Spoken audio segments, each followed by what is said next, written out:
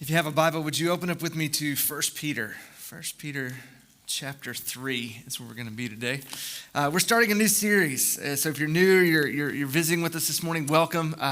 We're launching into a subject that's really kind of out of the ordinary for us. So several months back, I think back in the spring, I was listening to a pretty popular podcast.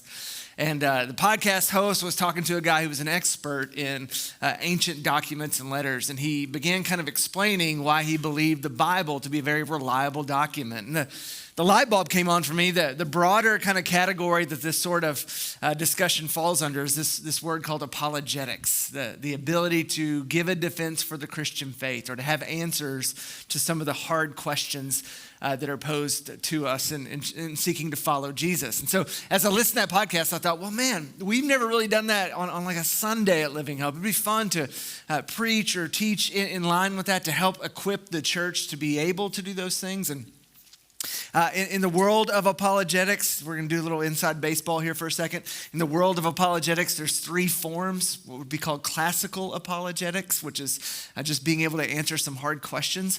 There's evidentialist apologetics. That's maybe what most of you guys would know, which is being able to say, here's why the Bible's reliable. Here's some questions that we have about things like evolution or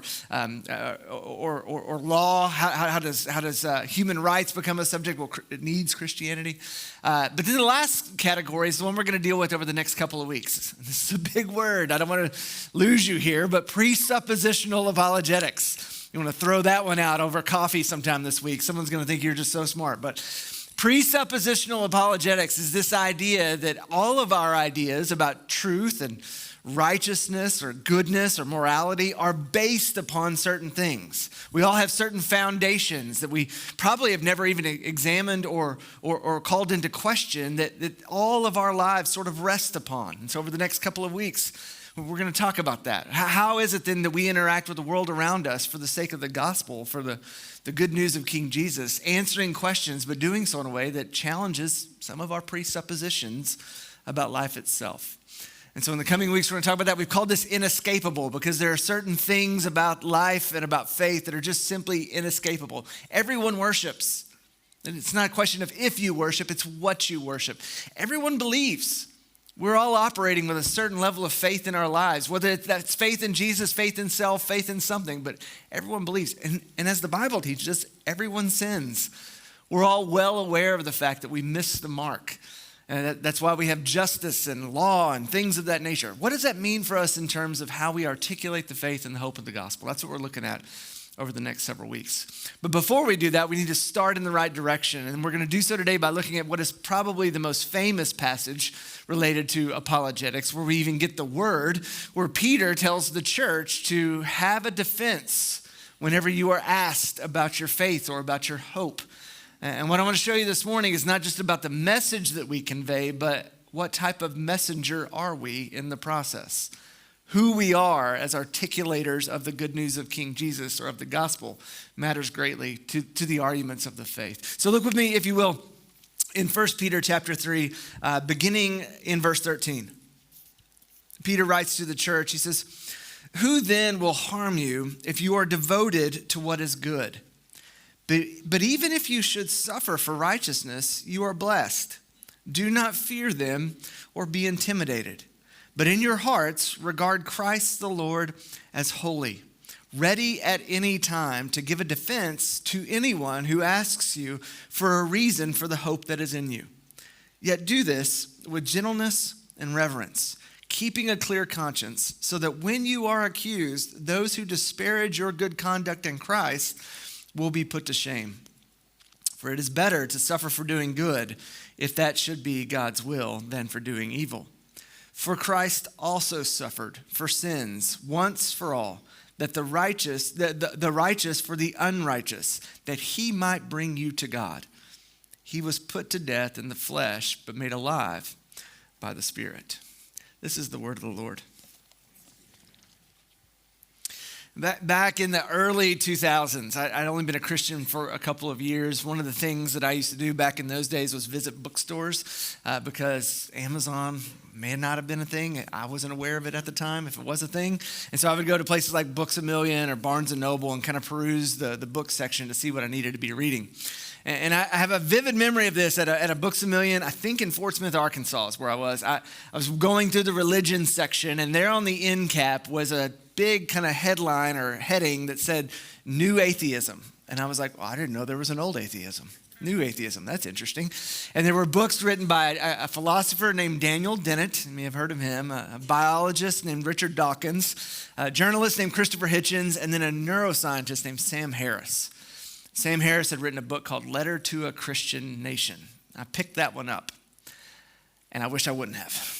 But I read it. I went through it. I remember sitting in this bookstore, like thumbing through this book, ended up purchasing it and digging into it. What's the best arguments against Christianity that's out there? This guy had written a letter to a Christian nation to debunk all the things that we believe. And I remember finishing it thinking, oh no, I am woefully unprepared to talk to people about the faith if they have read this book. Like there are some really good questions here that I don't know if I have any answers to.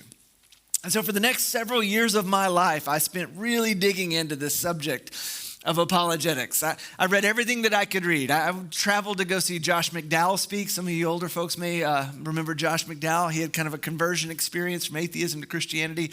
He wrote some great books. I think I may even reference one in the materials this morning that gives you some stuff to read if you want to study this more.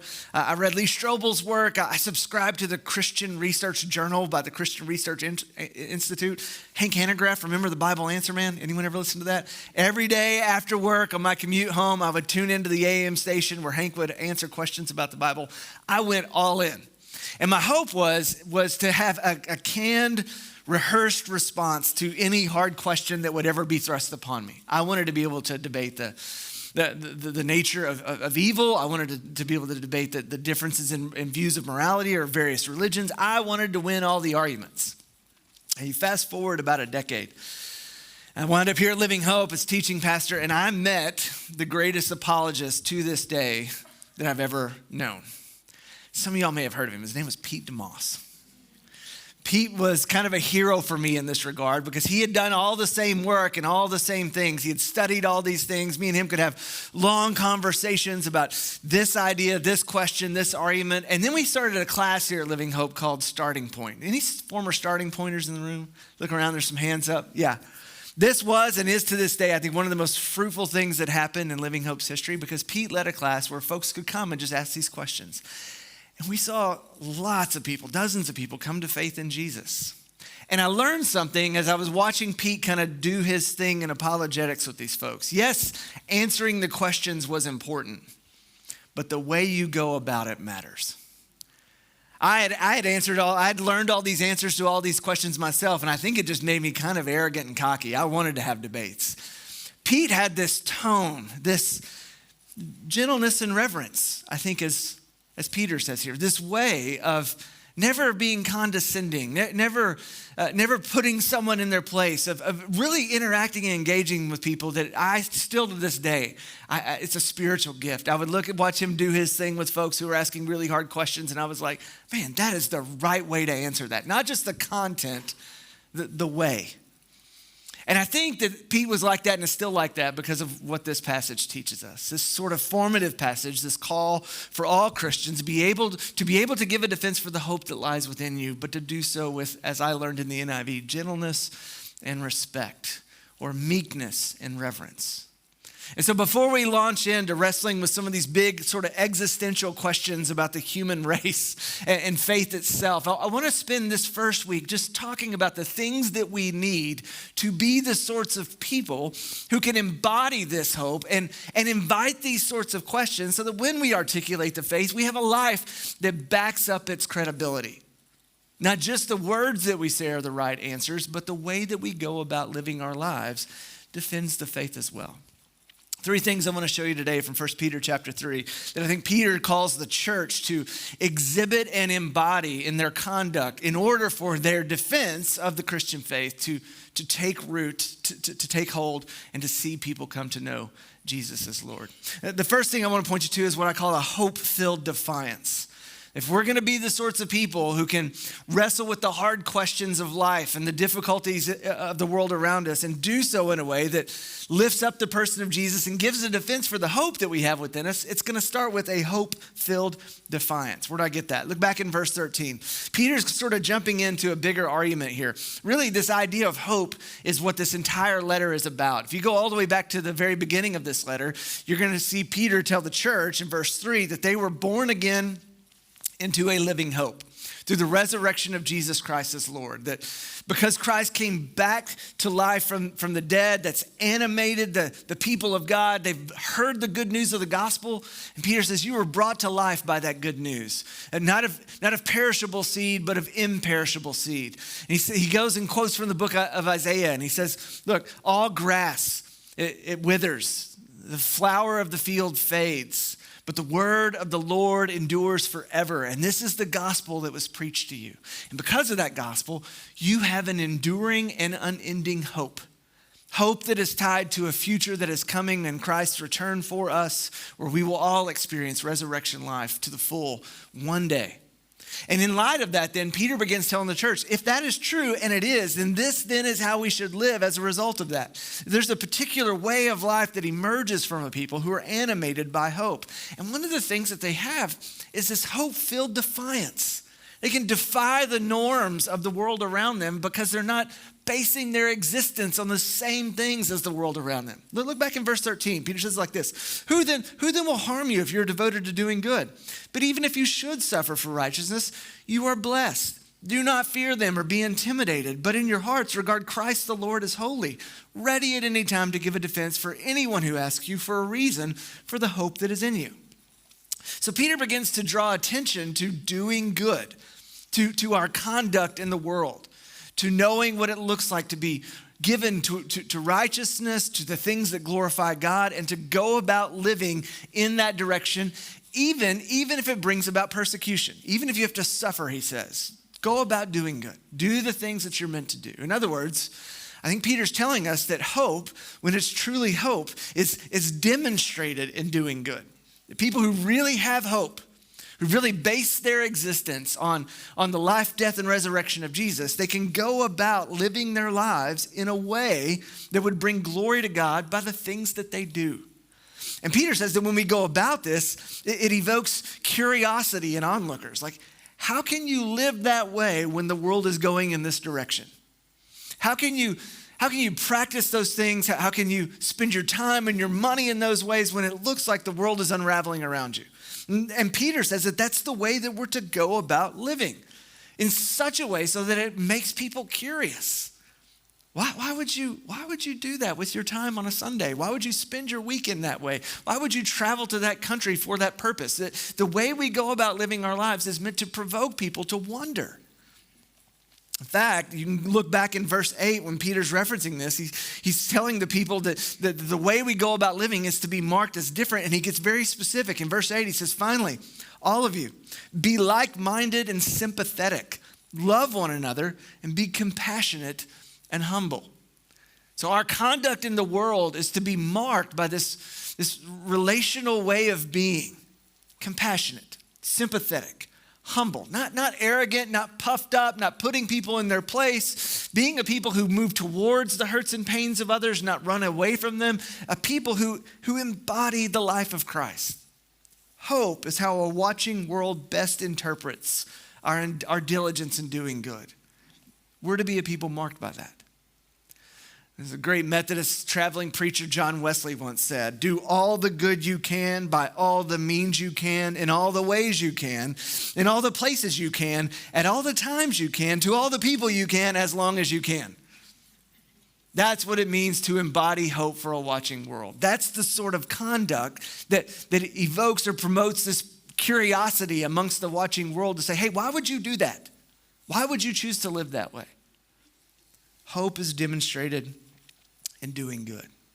Now, if that's true, and I believe that it is, then I think this morning, if you walked in and you feel a little bit hopeless, I can give you a little bit of counsel.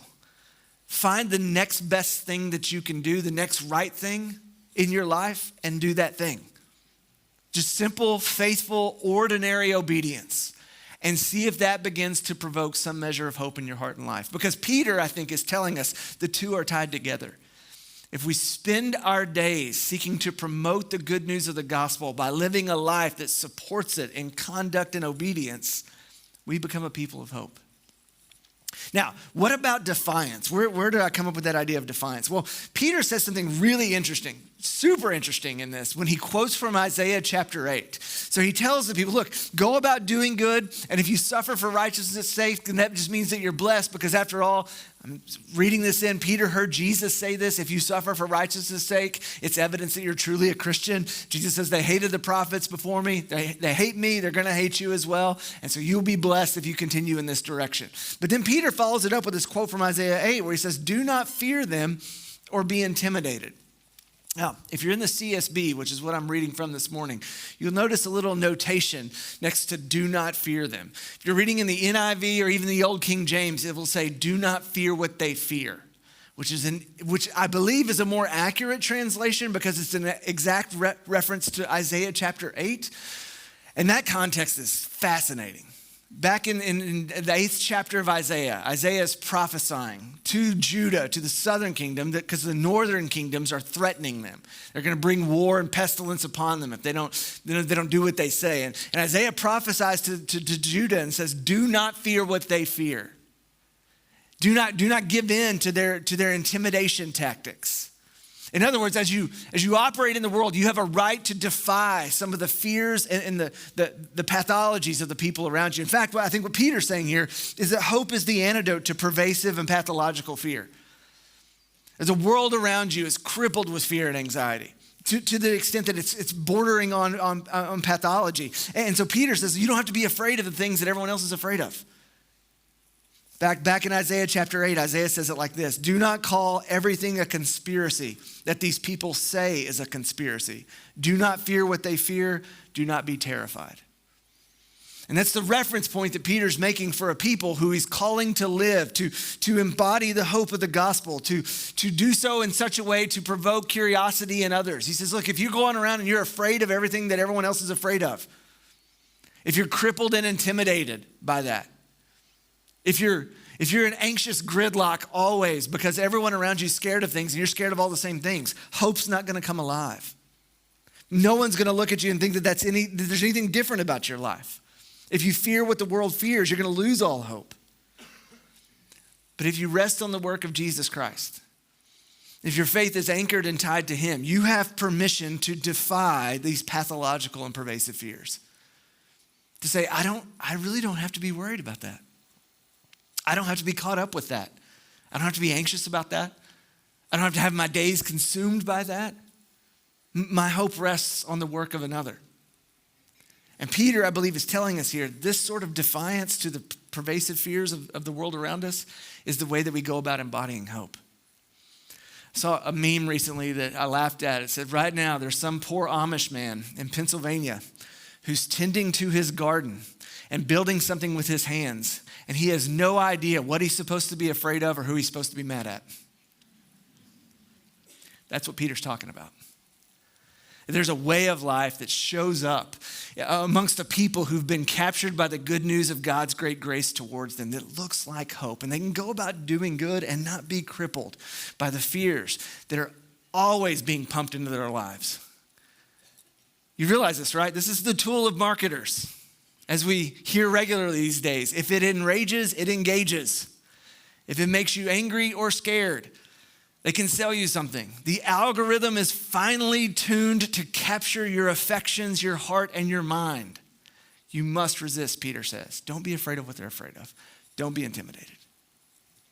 And if in those moments we can have this hope-filled defiance, if we can be these sorts of people that aren't running around scared to death of all the bad things and all the bad people, then we have a chance to offer something to the world, a chance to say something compelling about the good news that we hold to that makes us distinct and different. In fact, that's what Peter calls it. It's a ready defense. It's on the ready. We're prepared to give the answers. Look again in verse 15 in the second half. He says, honor in your hearts Christ the Lord as holy, ready at any time to give a defense. And there's our word, Greek word apologia. It's the word from which we get the word apologetics. And it's a very specific word. It's a legal word, ready to give a defense for the hope that is within you. It's a legal word that means, in some sense, like you've come prepared to stand trial.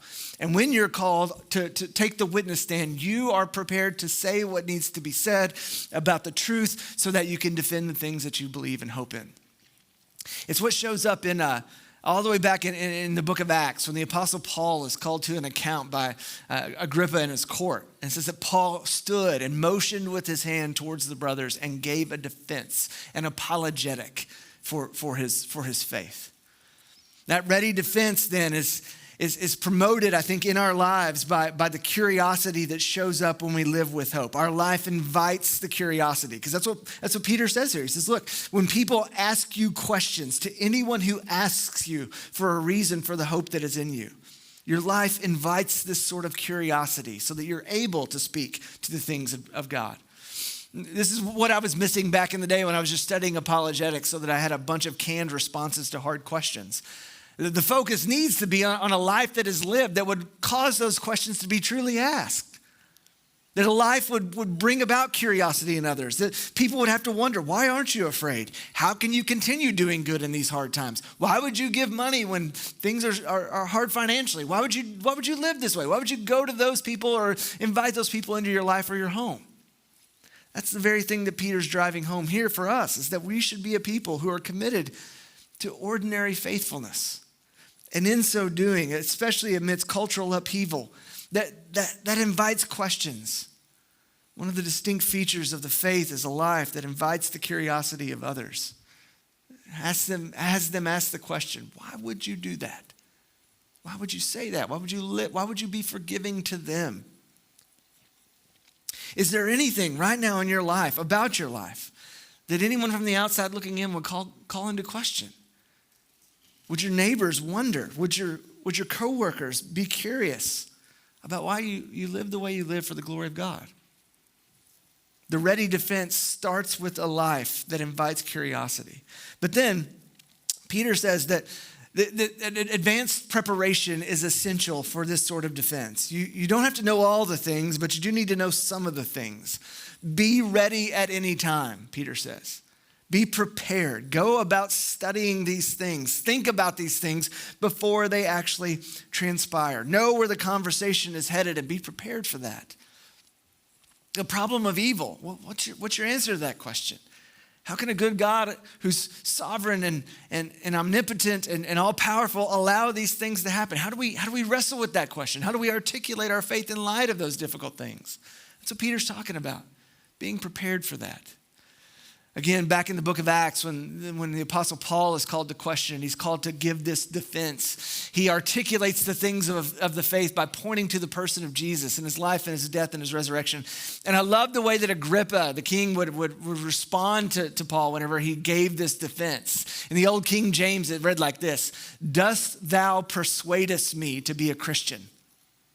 And that's the point that I think that both Peter's driving at and what apologetics is meant to do for believers in Jesus, to be a people of persuasion, to invite others to wrestle with these hard things, to consider our starting points in these manners, to realize that every culture on planet Earth throughout history is looking outside of themselves to some sort of God and defining morality in some sort of way. And those problems aren't just problems for me as a Christian, they're a problem for all human species. Like, what human beings, what do we do with these difficult things? And it's being able to articulate that in such a way so as that people can see the validity of the hope that we hold and possess. Now, I don't know if this is true, but I've heard that in law enforcement, whenever law enforcement officers are trained to go out and find counterfeit money, they're never given all the variations of counterfeit that exist to study. They're given the genuine article. They're told to really fixate upon what an actual dollar bill feels like, to know its density, to know its weight, to know its width, its height, all the things about it, to pay really close attention to the real thing so that whenever a counterfeit does show up, you know it instantaneously. That is what I believe Peter's telling the church here to do. You don't got to know everything, but study Jesus. Go deep in who he is and what he did for you. Know the gospel backwards and forwards so that when you are in fact called to give an account for that, it flows out of you. you're able to give a defense for the hope that lies within you. Now, this is the key. This is the thing that differentiated my friend Pete from me when it came to the world of apologetics. The first 2 points had the word defiance and defense in it. I like those words. There's something in me that gets revved up on that. I get to defy someone and I get to be defensive. Yeah, sign me up. The last point's probably the most important of the 3. You got to have a holy disposition. That the way that we articulate the things that we believe, the truths that we hold to, matters as much as the truths that we hold to. This is why Peter wraps this up by saying, be able to give a defense for the hope that lies within you, but do so with gentleness and with reverence. The 2 Greek words there, again, are really important. The one, gentleness, is the same one that Jesus would talk about when he gave the Sermon on the Mount and said, blessed are the meek. It's this idea of meekness, that our disposition, our defense is to be presented differently. We're not arguing people into the kingdom of heaven.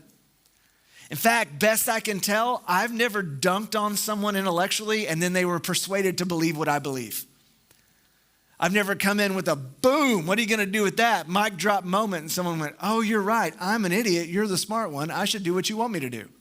It's never worked. Why? Because we are feeble beings with big egos. We don't like having to be defensive. We don't like being put on the spot. We don't like being called into question. So the way we go about this is different. Meekness is the key, not strength. Meekness is strength under control. It's a disposition that encounters a person, as a human being made in the image of God, that knows that the very questions they ask are usually tied up with really hard things and maybe even a really hard story. They may have gone through some measure of abuse or harm in their life. They may be coming from a starting point that we can't understand or comprehend. And so we enter into conversations with a leaning in that direction. As Peter said in verse 8, with sympathy and compassion, with humility. That's the starting point for the way that we engage these sorts of conversations. I like the way that Joel Green talks about it when he defines this word in his commentary in 1 Peter. He says, meekness is the quality of not being overly impressed by a sense of one's self-importance and instead committing one's life and sense of justice to God. We're not articulating the faith so that people are put in their place.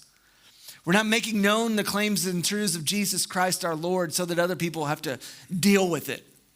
Put that in their pipe and smoke it. This posture of belittling or condescending, it is unbecoming of anyone who's seeking to follow Jesus to take this approach. Instead, we, like Jesus, enter in differently. I'm going to guess this morning you've never been convinced of the truth from someone who came across as arrogant or condescending. But those who've walked a mile in your shoes, or at least attempted to, have listened to your pain or your hurt, have entertained your question with a sense of understanding that, yeah, you probably went through some stuff to come to this conclusion. That's when the truth can be communicated in a way that can be heard and understood and even applied. That word for meekness is one way of looking at it, not being so obsessed with your own self-importance, but the other word for reverence, the word that Peter uses there conveys the idea of entering into the presence of someone with more authority than you. Some translations use the word respect. What it means is that you don't go up to the judge and demand that they get off of their seat and come down to your level. It's the opposite of condescension. And instead, it's honoring. It's elevating the other. It's listening to their point in a way that seeks to both sympathize and find compassion and common ground. And in so doing, to exhibit the grace and the mercy of Jesus that you've been shown so that the other person can actually hear it and maybe even receive it. Now, I believe that this is only possible for any person to exist in this way in these sorts of heavy conversations if we really get what verse 18 says.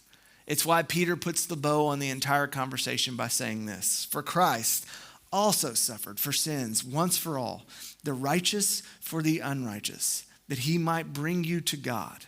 He's put to death in the flesh, but made alive by the Spirit. In other words, only when we rest in the work of Jesus Christ can we demonstrate this state of being. Our hope, and the hope of anyone who would give us the opportunity to give a defense for the hope that's within us, rests upon the fact that Jesus, the righteous, died for the unrighteous. That he was put to death in the flesh, but made alive by the Spirit. And that any engagement and conversation about the truths of the gospel with another person, it requires a miracle for anyone to believe it, because it required a miracle for me to believe it. A dead man coming back to life, the Spirit of God animating my own heart, broken, wicked, and evil, and bent against God himself. While we were yet still sinners, Christ died for us. Not when we were righteous, not when we got it together.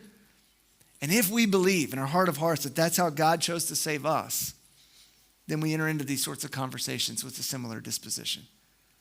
This requires a miracle. It requires prayer. It requires the work of the Holy Spirit. And it's never going to happen because we strong-arm someone into the kingdom. It's only by faith. So God, this morning, as you seek to prepare your church to engage hard conversations in the world, to make known the truth of the gospel, to be evangelists in the world, Lord, would you give us a heart like Christ? A heart that breaks for the lost, a heart that is grieved by evil and wickedness, and a heart that seeks to give a defense for the hopes that lies within us. May we live lives that invite that sort of curiosity.